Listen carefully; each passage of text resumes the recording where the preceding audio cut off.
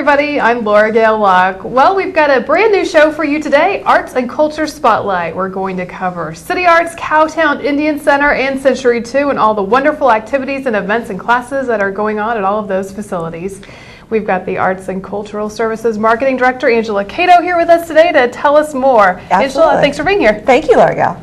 Well, let's start off with Cowtown. Tell me about what's going on at Cowtown these days. Right now, they're in the middle of their winter season, so there's a lot going on as far as guided and self-guided tours. You also can feel free to go to the Empire House, where they have lots of theater options right now. And tell me more about what happens at Empire House. Empire House right now, they have the Empire House Live series, and it's a performance series. April 12th, Curtis Waltermeyer is performing, he's a magician and mentalist, so he's going to do some little dazzling, maybe sleight of hand type things for you to entertain. He returns again on May 31st, and then on May 17th, there's actually comedy improv there with Say What. And I understand that in that setting it's kind of more intimate, is that right? It is. Empire House only seats 150 people, so you're really up there right in the action with it. In fact, with the comedy improv of the Say What troupe, you may be brought into it a little bit. And that means you don't want to wait long to get your tickets, right? No way. They really do sell out pretty good there. It's an intimate venue, and things are growing in popularity, and people through word of mouth are really exploring and discovering what it has to offer. And then I know another popular event you guys offer from year to year is Steampunk Days. Actually, Steampunk Day is on May 24th, and that is going to be probably, I think it's in its third or fourth year there, and it is something that is growing not only here locally, but people around the region are discovering it, and it really is this kind of genre that sucks people in. And so what happens on that day? Well, Steampunk Day is described as Victorian science fiction. So you're going to be stepping into what you would say a Jules Verne novel or an H.G. Wells, where anything that's possible in the Victorian era, things are just made with the steam power that was available there. So you'll have flying ships powered by steam. You could have a computer made out of the materials that are available then, the cogs and the machinery. You could have a laptop, but it would be envisioned back in the Victorian era. So if I were to go, should I dress up? You can. People come there as participants. Other people come just to kind of see what's going on. If you are coming as a participant, you know the drill. You're going to be wearing your Victorian science fiction outfits. You're going to have some goggles on, some other like machinery or mechanical parts intertwined into your outfit, and it's all part of the experience. And if you're a history buff, I know Civil War Days is always really fun. Absolutely. Civil War Day is the kickoff to our spring and summer season, and it brings out visitors from around the region. We have reenactment troops from many states that come out and recreate the fight between the North and the South and give people an in-depth look at the campsites that soldiers may have had during the period, how the families lived, and they speak to them, they stay in character as they speak with the guests. So it's really just a real peek into our pivotal time in our nation's history and gives people a time to come out and enjoy Cowtown when the weather is getting really great and we can kick off, another great year of events. And I'm sure it makes it much more real and fun to learn about for the kids rather than just reading about it in a textbook. Absolutely. That's what it all is all about at Cowtown, is where they're going back in time and getting things out of the history book in real life. And it does add a bit of realism and hopefully spark some interest that they can take after they leave. And speaking of real life, when you go tour Cowtown, you're definitely going to want to check out McKenzie House. That's pretty neat. Absolutely. Any day of the week, Tuesday through Saturday, Cowtown is open. And you can visit 56 historic buildings on ground. One of the new ones is McKenzie House. And it's a house that was built around the 1880s. And it now shows a life of a single woman in Wichita after arriving by train to our city to start life as a school teacher. I didn't realize, back in those days, that single women did a lot of traveling and starting new careers. Absolutely, and that is really one aspect that hasn't really been told out there, and we're doing a better job of showing every different type of person who made Wichita into what it is now. So we're showing the life of Rebecca Duff, who was a school teacher who came from Illinois on the railroad to Wichita, settled in this house as representing her life and the belongings that she had inside. And so if people are curious and want to learn more about the Cowtown events, where should they go? oldcowtown.org or call 350-3323. All right, let's move on to City Arts. I happened to be there today and saw the Art and the Dog show, and I know that's going to be ending soon, but I was so impressed with the level of skill of those artists and the paintings and stuff. It's amazing. Absolutely. You know, at City Arts, one of the goals is to show people that you don't have to go to one of the coasts to see great art, that there are artists living in our community, producing art and selling art internationally. And so that's where we're really excited to have our gallery be a place to showcase the talents of our region and also to give Wichitans a chance to see maybe some traveling shows that are coming through. And that's one of our next exhibits that's coming. It's actually a stone carving, mystery in stone, and it's Zimbabwe artists.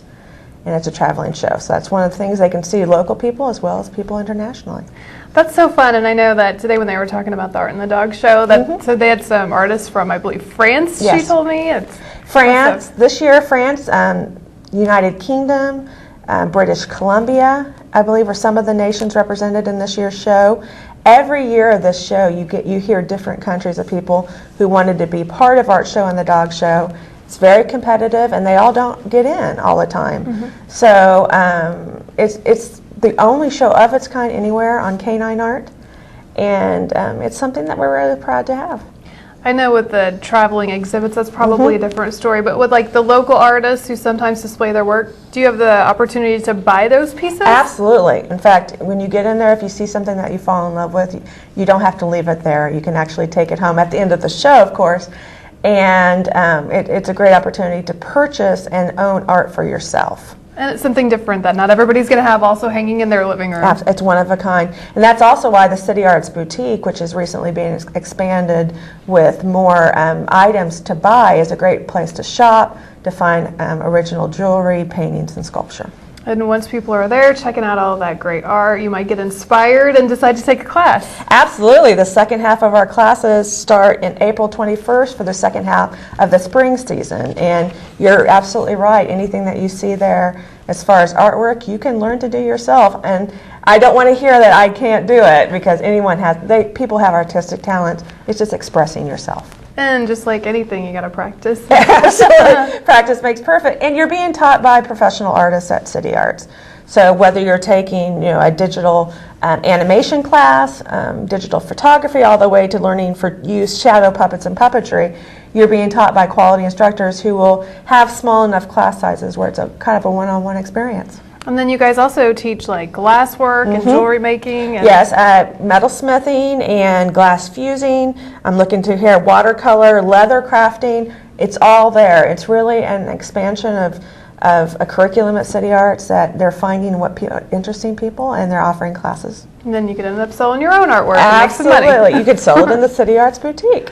And I saw some kids there today. They look like they were having fun. Yes, right now they are doing spring break art camps, finishing all that up, but it's never too early to start planning for summer. And in June, the summer art core camps kick off at City Arts.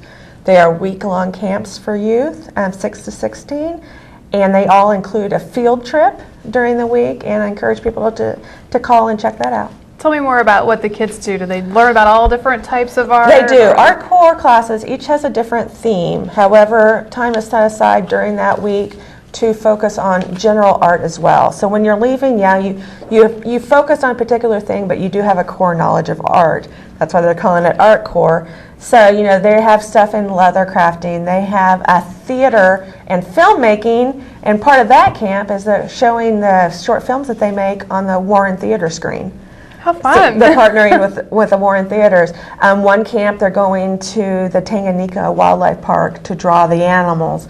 And so each camp, with the different themes, are going to have some excitement for the kids. And I'm sure those probably fill up fast, too. They do fill up fast. And the whole week-long experience each week is $150. And kids bring their sack lunch and just come there prepared. They're going to have fun, they're going to make a lot of friends, and they're going to stay occupied over the summer months. Sounds like a steal to me. Absolutely. And I know there's also a lot going on at Century 2 these days, so you guys have a number of events and stuff coming up. Actually, the Century 2 calendar continues to be full as usual. April 5th through 6th, we have Ode to Joy presented by the Wichita Symphony Orchestra. On April 10th, we have Classic Cars for Kids presented by Wichita Children's Home. On April 12th, the Wichita Grand Opera is presenting Tosca at 7 p.m. Then the National Broadway Tour of Memphis arrives at Century 2 April 15th through 17th, presented by Theater League. On April 18th, Celtic Woman, the Emerald Tour. On April 26th, the 19th Annual Midwest Wine Fest Grand Tasting. And on April 26th, Don Quixote, presented by the Wichita Grand Opera. And then following on April 28th, the Red Green Tour in Concert Hall. I'd like to hear more about that National Broadway Traveling Tour. That sounds pretty cool. Yeah, these things that come to Wichita are very significant, and people realize that these are real, legitimate tours coming to Wichita of Broadway performers. And so anytime we have these shows coming in, to really take it in and take advantage of what we have to offer. Quality performance in Wichita, you don't, again, have to go all over the country to find quality theater. It's here, right here. I know, I went to Wicked and absolutely loved it, and I know you checked out Lion King too. Absolutely, and Concert Hall, the renovations that went through the past couple of years to allow us to have these types of touring productions really makes Century 2 a quality facility. And you were telling me earlier that a lot of the people who are involved with Broadway had some roots in Wichita? Yes, the saying goes that the road to Broadway begins in Wichita, thanks to our very own Wayne Bryant at Music Theater of Wichita. They have a great reputation of being the starting place for performers of tomorrow.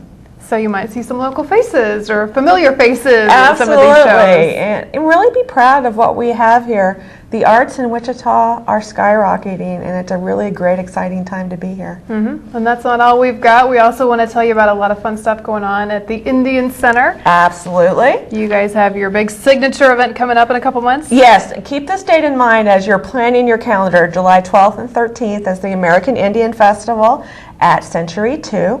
And in the months leading up to it, the Indian Center is hosting a series of lectures on different aspects of powwows to get people ready for the American Indian Festival. And so if I show up to the festival, what all will I get to experience? You'll experience a fine art market with artisans from around the country, so you're getting the best of American Indian art.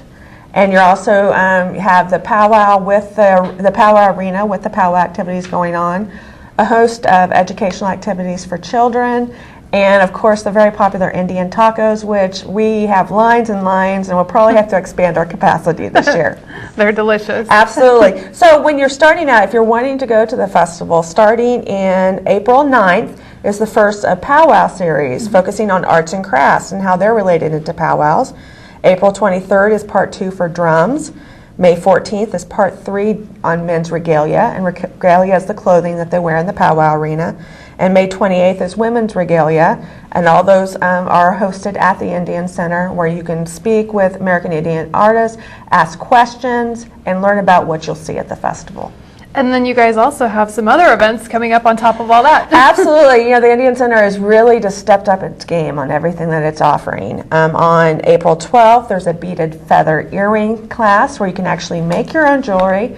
The great part about this class, it's led by a 16-year-old American Indian artist named Catherine Sutton, and she is just amazing. And so it's a great teen activity. And then on May 31st, it's beginning Dreamcatcher making class, and those very popular things that made it into the overall environment and culture. You can learn to make your own, the dream catchers, which kind of catch the negative dreams as they're falling down and let the positive ones go through. You can make your own piece. Very cool concept. So are these classes for both adults and kids? They are, and they're for members of the Indian Center and non-members. Of course, the members will get discounts on the class, which is an incentive to become a member, and they're very affordable, between $10 and $20. How do you become a member? You call the Indian Center at 350-3341, and you can get some information on that. It's also on the website about becoming a member. We do encourage it. And then how much is the cost to attend the American Indian Festival?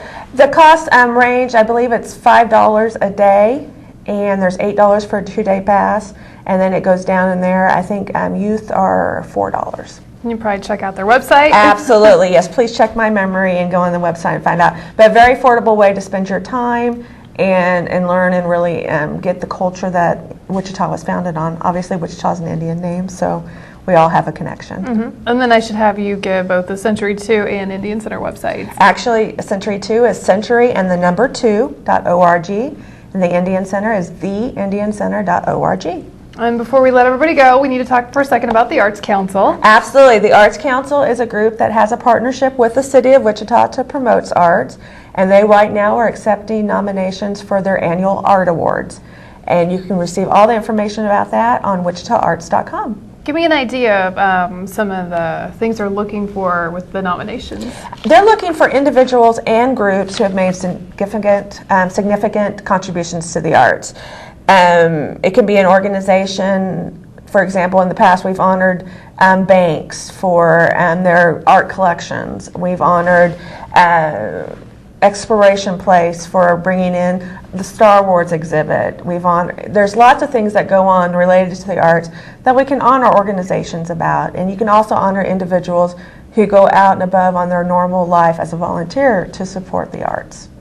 So it's anyone that you think just really deserves some recognition for making sure the arts aren't forgotten in Wichita. And when will they make that decision? The decision will go in the next couple of months, and then the art awards themselves are in October 30th. And then remind us again where we go to do the nomination. WichitaArts.com. All right. Anything else you wanted to add? I just think it's a great time in Wichita for the arts. A lot of things going on, and if we've talked about a lot today, but we always have all of our links to our facilities on wichita.gov. under Arts and Culture Division, so you can find out there. And you guys are very active on Facebook and Twitter, I know, too. Absolutely. Please follow all of our facilities on Facebook and Twitter. You can do some simple searches, or on the websites there are links for that, because we'll have lots of special announcements, news, and sometimes special offers that we share with our followers. Perfect. Thanks for being here. All right, thank you. And thank you for watching this edition of the Arts and Culture Spotlight.